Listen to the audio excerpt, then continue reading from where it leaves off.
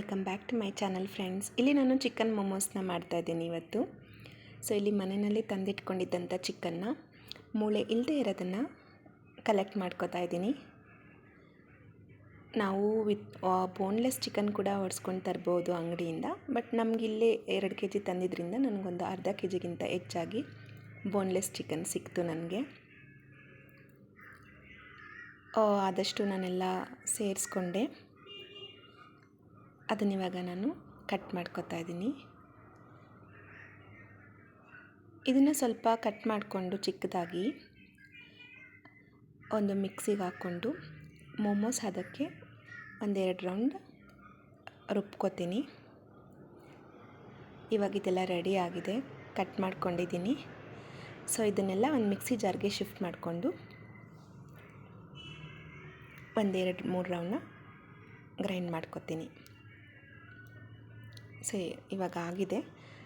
ಈ ಚಿಕನ್ ಮೊಮೋಸ್ ಅದಕ್ಕೆ ಮಾಡ್ಕೊಂಡ್ಮೇಲೆ ನಾನು ಅದಕ್ಕೆ ಇಲ್ಲಿ ಈರುಳ್ಳಿ, ಹಸಿಮೆಣಸಿನ್ಕಾಯಿ, ಕೊತ್ತಂಬರಿ ಸೊಪ್ಪು, ಶುಂಠಿ ಮತ್ತು ಬೆಳ್ಳುಳ್ಳಿ ಹಾಗೆ ಜಜ್ಕೊಂಡಿದ್ದು ಗ್ರೇಟ್ ಕೂಡ ಮಾಡ್ಕೋಬೋದು, ಅದಕ್ಕೆ ಆ್ಯಡ್ ಮಾಡ್ಕೋತಾ ಇದ್ದೀನಿ. ಖಾರ ನೋಡ್ಕೊಂಡು ಹಾಕ್ಕೊಳ್ಳಿ, ನೀವು ಹೇಗೆ ತಿಂತೀರ ಹಾಗೆ. ಸೊ ಇಲ್ಲಿ ಈರುಳ್ಳಿ ಸಣ್ಣದಾಗಿ ಹಚ್ಕೊಂಡಿರೋದು ಹಾಕ್ಕೊತಾ ಇದ್ದೀನಿ.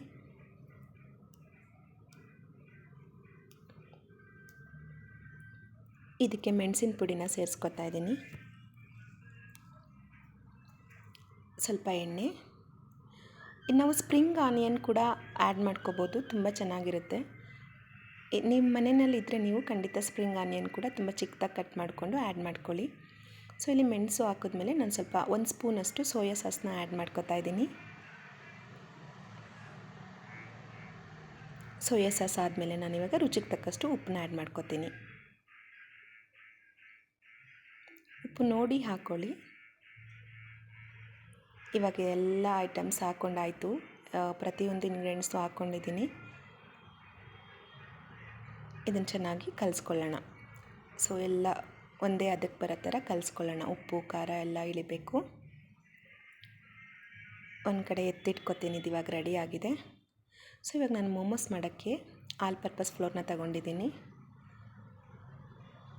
1/2 kg ಚಿಕನ್ಗೆ ನಮಗಿಲ್ಲಿ 1-1.5 ಬಟ್ಲಷ್ಟು ಹಿಟ್ಟು ಸಾಕಾಗುತ್ತೆ.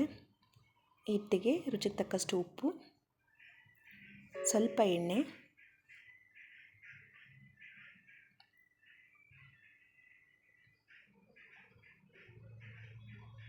ಇದನ್ನು ಫಸ್ಟು ಚೆನ್ನಾಗಿ ಮಿಕ್ಸ್ ಮಾಡ್ಕೊಳ್ಳೋಣ, ಉಪ್ಪು ಎಲ್ಲ ಕಡೆ ಹರಡಲಿ. ಆನಂತರ ಇವಾಗ ನಾವು ಸ್ವಲ್ಪನೇ ನೀರನ್ನ ಹಾಕ್ಕೊಂಡು ಕಲಿಸ್ಕೊಬೇಕು. ಹಿಟ್ಟನ್ನು ತುಂಬ ಚೆನ್ನಾಗಿ ಒಂದು ಹದಕ್ಕೆ ತಗೊಂಡು ಬರೋಣ.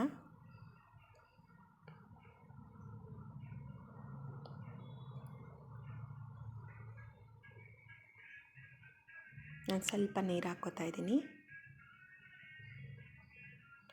ಸೊ ಇವಾಗ ಇದು ಕಲಸಿಟ್ಟಾಯಿತು, ಚೆನ್ನಾಗಿ ನಾದ್ಕೊಂಡಿದ್ದೀನಿ.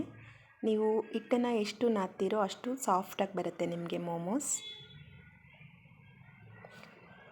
ಇದು ರೆಡಿ ಆಯಿತು. ಖಂಡಿತ ನೀವು ಕೂಡ ಒಮ್ಮೆ ಮನೆಯಲ್ಲಿ ಟ್ರೈ ಮಾಡಿ. ಮಕ್ಕಳು ಕೂಡ ತುಂಬ ಇಷ್ಟಪಡ್ತಾರೆ, ಹಾಗೆ ದೊಡ್ಡವರು ಇಷ್ಟಪಟ್ಟು ತಿಂತಾರೆ. ಇದಾಗಿದೆ.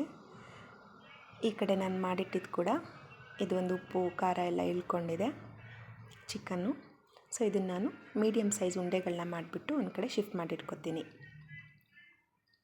ಸೊ ಎಲ್ಲನೂ ಒಂದೇ ಸಲ ಮಾಡಿಟ್ಕೊಂಬಿಡಿ. ಸೊ ಒಂದೊಂದು ನೀವು ಮಾಡಿಕೊಂಡು ಮೊಮೋಸ್ ಫಿಲ್ ಮಾಡ್ತೀನಿ ಅಂದರೆ ಸ್ವಲ್ಪ ರಿಸ್ಕ್ ಆಗುತ್ತೆ.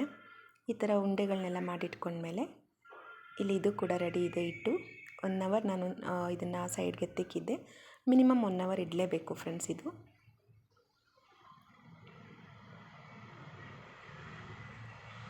ಸೊ ಇದನ್ನು ಮೀಡಿಯಮ್ ಸೈಜ್ ಉಂಡೆಗಳನ್ನ ಮಾಡಿ ಇದು ಕೂಡ ಎತ್ತಿಟ್ಕೊತಾ ಇದ್ದೀನಿ. ಇಲ್ಲಿ ಚಪಾತಿ ಒತ್ತು ಮಣೆ ಮೇಲೆ ಇಟ್ಕೊಂಡು ಲಟ್ಟಣಿಸ್ಕೊತಾ ಇದ್ದೀನಿ.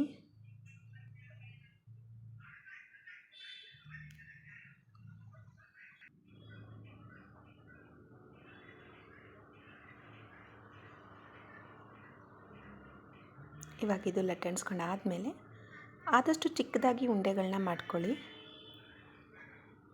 ಸೊ ಇದು ಹಿಟ್ಟು ತುಂಬ ಜಾಸ್ತಿ ಇದ್ರೂ ತಿನ್ನೋದಕ್ಕೆ ಚೆನ್ನಾಗಿರಲ್ಲ. ಸಾಧ್ಯ ಆದಷ್ಟು ತೆಳು ಒತ್ಕೊಂಡು, ಇದು ಒತ್ಕೊಂಡು ಆದಮೇಲೆ ನಾನು ಆವಾಗಲೇ ರೆಡಿ ಮಾಡಿ ಇಟ್ಕೊಂಡಿದ್ದಂಥ ಮೊಮೋಸ್ದು ಹೂರ್ಣನ ತೆಗೆದು ಇದಕ್ಕೆ ಹಾಕ್ಕೋತಾ ಇದ್ದೀನಿ. ಸೊ ಇದೇ ನಾವು ಕೈಯಲ್ಲೇ ಮಾಡ್ಕೊತೀನಿ, ಕೈಯಲ್ಲೇ ಕೂಡ ತುಂಬ ಚೆನ್ನಾಗಿ ಬರುತ್ತೆ. ಈ ಥರ ಶೇಪ್ನ ಕೊಟ್ಕೋತಾ ಇದ್ದೀನಿ. ಈಗ ಎಲ್ಲನೂ ಅದೇ ರೀತಿ ಲಟ್ಟರ್ಸ್ಕೊಂಡು ರೆಡಿ ಮಾಡಿ ಇಟ್ಕೊಂಡೆ. ನೋಡಿ ಎಷ್ಟು ಚೆನ್ನಾಗಿ ಕಾಣಿಸ್ತಾ ಇದೆ. ಇವಾಗ ಒಂದು ಇಡ್ಲಿ ಪಾತ್ರೆಯಲ್ಲಿ ಸ್ವಲ್ಪ ಆಯಿಲ್ನ ಸ್ಪ್ರೆಡ್ ಮಾಡ್ಕೊತಾ ಇದ್ದೀನಿ.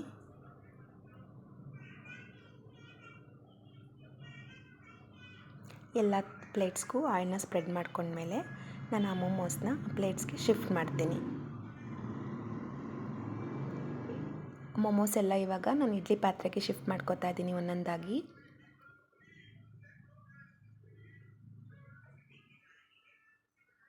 ಇದಾಗಿದೆ. ಸೊ ನಾನು ಮುಂಚೆನೇ ಅಲ್ಲಿ ಬಿಸಿನೀರನ್ನ ಕಾಯ್ಲಿಕ್ಕೆ ಇಟ್ಕೊಂಡಿದ್ದೆ ಗ್ಯಾಸ್ ಸ್ಟವ್ ಮೇಲೆ. ಸೊ ಅದಕ್ಕೆ ಈ ರೆಡಿ ಇರುವಂಥ ಮೊಮೋಸ್ನ 10ರಿಂದ 15 ನಿಮಿಷ ಒಂದು ಮುಚ್ಚಳನ ಹಾಕಿ ಸ್ಟೀಮ್ ತಗೋತೀನಿ. 10ರಿಂದ 15 ನಿಮಿಷ ಆಗಿದೆ. ಇವಾಗ ನೋಡಿ ಫ್ರೆಂಡ್ಸ್ ಹೇಗೆ ಕಾಣಿಸ್ತಾ ಇದೆ ಅಂತ. ತುಂಬ ಚೆನ್ನಾಗಿ ಬಂದಿದೆ ನೋಡಿ, ಎಷ್ಟು ಸ್ಮೂತಾಗಿ ಸಾಫ್ಟಾಗಿ ಕಾಣಿಸ್ತಾ ಇದೆ. ನೋಡ್ತಾ ಇದ್ರೇ ಗೊತ್ತಾಗುತ್ತಲ್ಲ.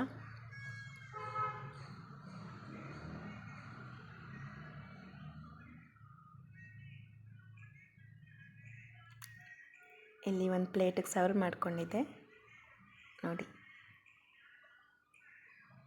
ಒಳಗಡೆ ಎಲ್ಲ ಚಿಕನ್ ತುಂಬ ಚೆನ್ನಾಗಿ ಬೆಂದಿದೆ. ಅದು ಆ್ಯಕ್ಚುಲಿ ಘಮ ಘಮ ಅಂತಿದೆ ಅದರದ್ದು. ನಮ್ಮ ಹಸ್ಬೆಂಡ್ಗೆ ನೋಡಿ ಟೇಸ್ಟ್ ಅಂತ ಕೊಟ್ಟಿದ್ದೆ.